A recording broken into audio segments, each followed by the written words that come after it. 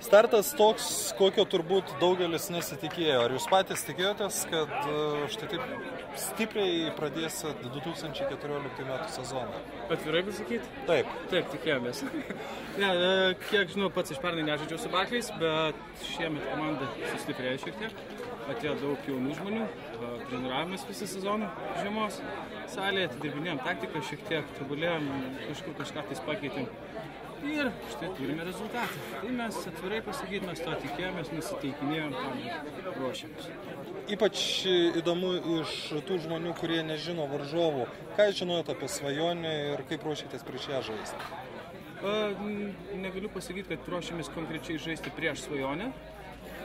Daugiau ruošiam komandinį žaidimą, žaisti kaip komanda, žaisti tokį žaidimą, kokį mes šiandieną ir žaidėm. Šiek tiek atsitraukus, su kontratakom, tai nebuvo konkrečiai ruoštas Svajonė. Taip visą sezoną žaisit? Šiandien sužaidėm taip, žiūrėsim, ką sakys komandos kapitonas, treneris, mūsų strategai. Treneriai mes daugiau mažiau visi.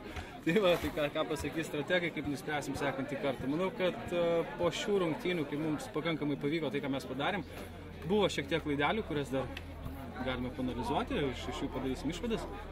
Kažko pasimokysim, gal šiek tiek pakeisim, bet manau, kad iš esmės žaidimas ko gero gali išlikti panašus šiandien. Ačiū.